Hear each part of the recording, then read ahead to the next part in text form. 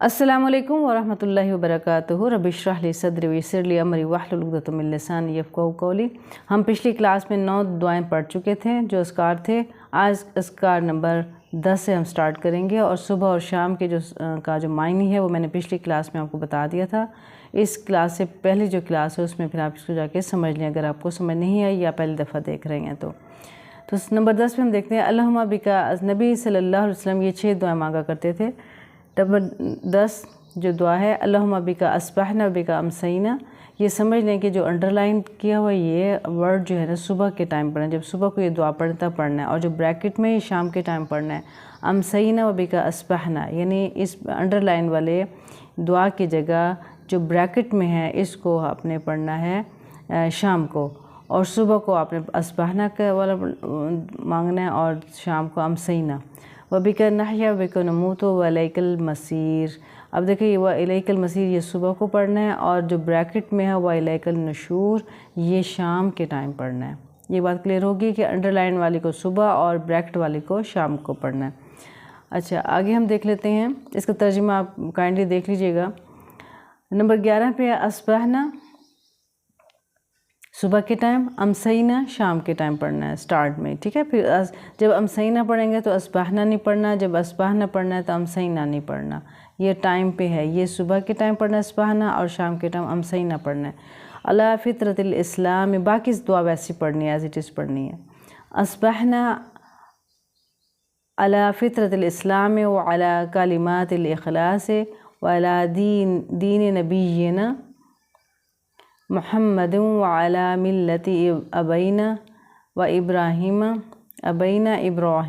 हनीफ़ुम मुस्लिमन व मा काना मिनल मुशरिकीन। ये इसको देख लें, जब रिपीट करेंगे बार बार तो समझ आ जाएगी। आगे इसका तर्जुमा आप देख लीजिएगा, ये मुस्नद अहमद में बयान किया गया, ठीक है। हदीस नंबर है 15397406। अब है ये अस्कार नंबर 12 अस्बहना व अस्बहल मुल्कु लिल्लाही।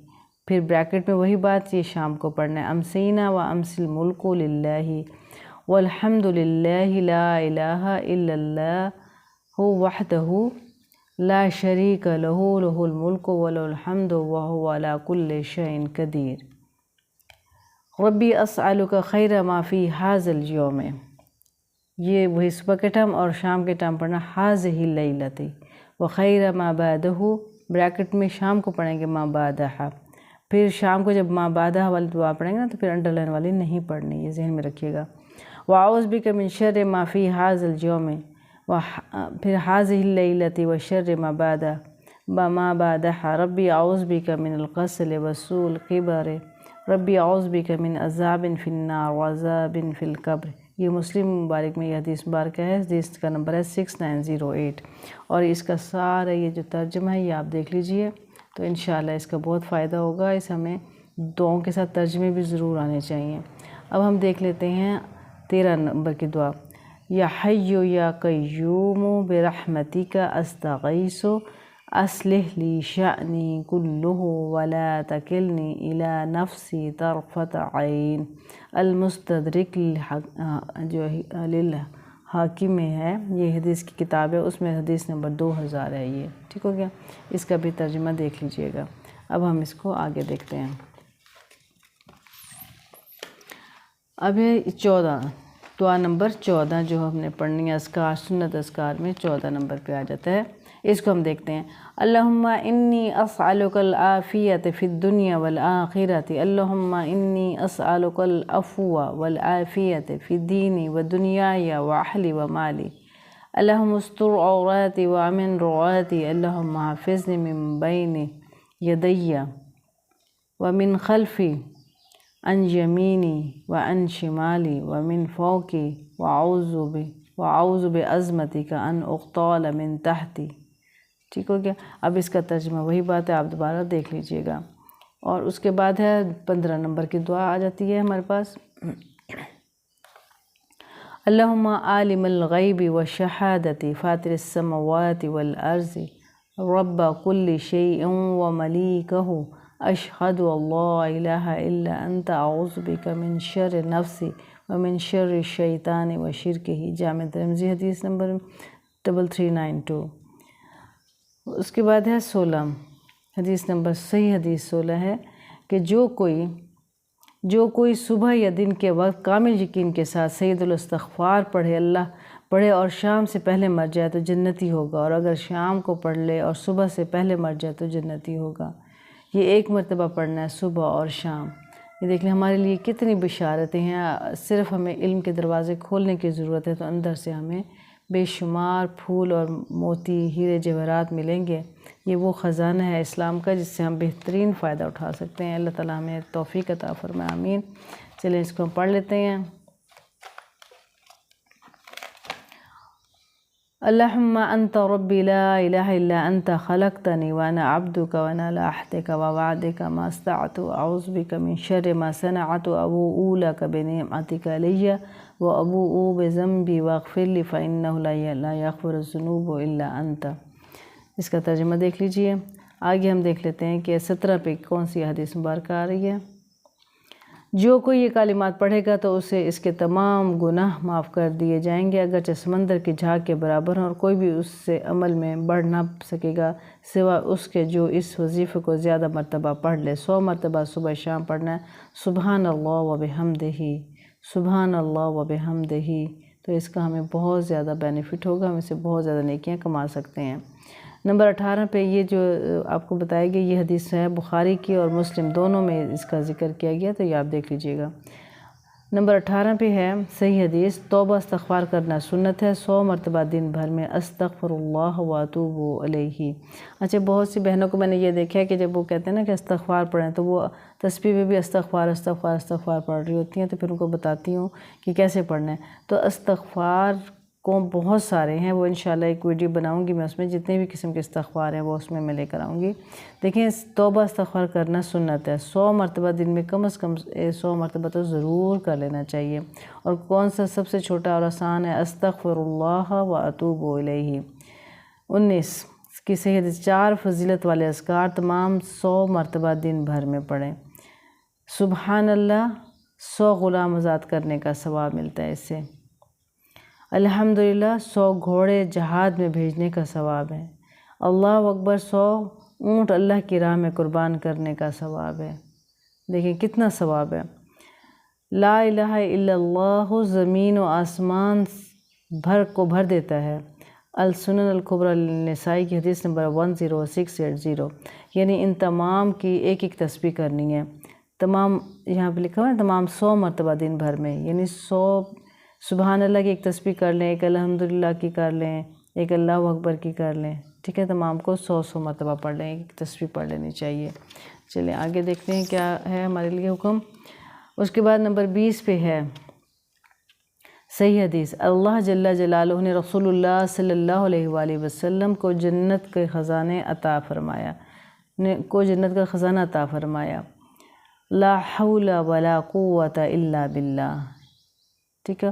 بخاری کی حدیث نمبر 6409 اور مسلم کی 6862 میں ہے، یہ بتایا گیا، یعنی اللہ نے رسول اللہ صلی اللہ علیہ وسلم کو جنت کا خزانہ عطا فرمائی، لا حول ولا قوت الا باللہ کو جنت کا خزانہ کہا گیا ہے۔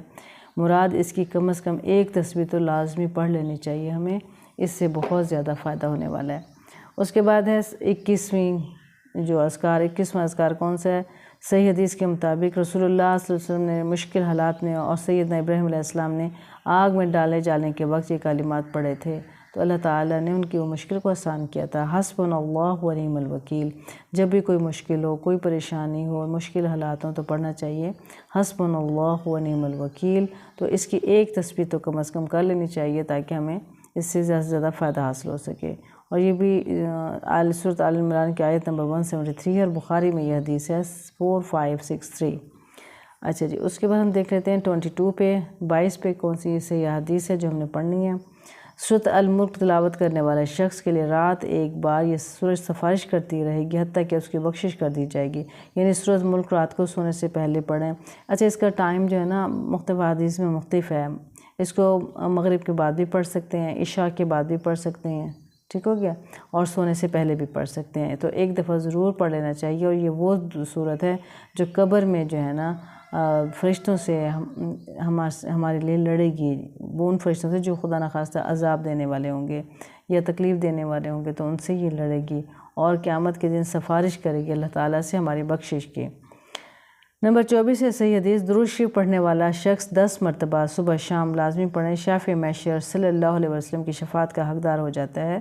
دیکھیں درود شریف بہت قسم کے ہیں، اور جو میں آگے آپ کو بتاؤں گی کون سا درود شریف پڑھنے کا خاص حکم دیا گیا تو ہمیں وہی پڑھنا چاہیے۔ اس کے بعد ہم دیکھ لیتے ہیں 25 صحیح حدیث، اللہ جل جلالہ کی حمد اور اس کے محبوب صلی اللہ علیہ وسلم پر درود شریف پڑھنا ہماری دعاؤں کی قبولیت کا بہترین ذریعہ ہوتا ہے۔ یعنی اللہ پاک کی حمد بیان کرنا، یعنی اس کی تعریف بیان کرنا، اور درود شریف پڑھنا ہماری دعاؤں کی قبولیت کا بہترین ذریعہ ہوتا ہے۔ ٹھیک ہو گیا۔ اس کے بعد یہ بات کچھ نوٹ کر لیں کہ رسول اللہ صلی اللہ علیہ وسلم نے ہمیں کیا فرمایا اس کے بارے میں۔ رسول اللہ صلی اللہ علیہ وسلم نے آیت درود سورۃ الاحزاب آیت نمبر 56 کے جواب میں نماز والا درود ابراہیمی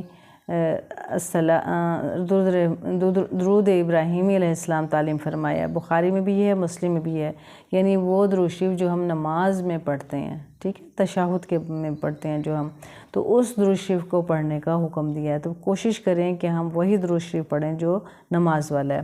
ویسے اس کے علاوہ اور بھی بہت سے درود شریف پڑھ سکتے ہیں، لیکن جو تعلیم دیا گیا ہمیں اس پہ زیادہ فوکس کرنا چاہیے۔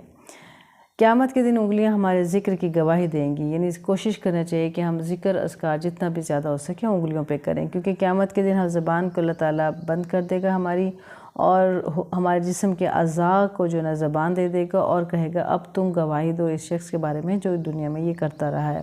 تو جب ہم انگلیوں پہ ذکر اللہ تعالیٰ کا کریں گے، تسبیحات پڑھیں گے، تو وہ ہماری انگلیاں گواہی دیں گی کہ ہم پہ ذکر کیا گیا ہے۔ نوٹ، صرف دائیں ہاتھ پر شمار کرنے کی سند امیش کی تدریس کی وجہ سے ضعیف ہے، یعنی صرف دائیں ہاتھ پہ نہیں، ہم بائیں ہاتھ پہ بھی پڑھیں گے، دونوں ہاتھوں کو استعمال کرنا چاہیے، ٹھیک ہے، دونوں ہاتھوں کو ہم استعمال کرتے ہوئے ہم تسبیحات کر سکتے ہیں۔ جو اس کے پور ہوتے ہیں ان پوروں کے ذریعے، یعنی جو نشان اللہ تعالیٰ نے بنائے ہوئے ہیں ہمارے انگلیوں پہ، ان کے تھرو ہم ان کو گنیں گے۔ اچھا جی، اس کے بعد ہے گٹھلیوں اور تسبیح وغیرہ پہ انفرادی ذکر کرنا بھی ثابت ہے، یعنی ہم گٹھلیوں پہ بھی پڑھ سکتے ہیں، تسبیح پہ بھی پڑھ سکتے ہیں، کاؤنٹر کے ذریعے بھی پڑھ سکتے ہیں، پھر کاؤنٹنگ ہے کسی بھی طریقے سے کریں، لیکن جو مسنون طریقہ ہے جو پسندیدہ ہے وہ یہی ہے کہ ہاتھ پہ کیا جائے۔ اچھا، یہ میں آپ کو ایڈریس دے رہی ہوں، یہ اس ویب سائٹ پہ جا کر آپ یہ تمام نوٹس حاصل کر سکتے ہیں، یہ PDF فارم میں موجود ہے وہاں پہ، تو آپ اس کو پہلے ڈاؤن لوڈ کر لیں اور اس کے بعد اس کو پرنٹ آؤٹ کروا کے ایز اے نوٹس اس کو اپنے پاس رکھیں، تو تاکہ وہ ایک ہارڈ کاپی بھی آپ کے پاس موجود ہونی چاہیے تاکہ آپ پڑھ سکیں اور آگے پڑھا بھی سکیں۔ یہ سب کچھ آپ کو پڑھا دیا گیا اللہ کی توفیق عطا سے۔ اللہ تعالیٰ سے دعا کرتے اللہ تعالیٰ ہمیں علم کے ساتھ عمل کرنے کی توفیق اور سعادت نصیب میں پکا سچا مسلمان بنائے، آمین یا رب العالمین۔ السلام علیکم ورحمۃ اللہ وبرکاتہ۔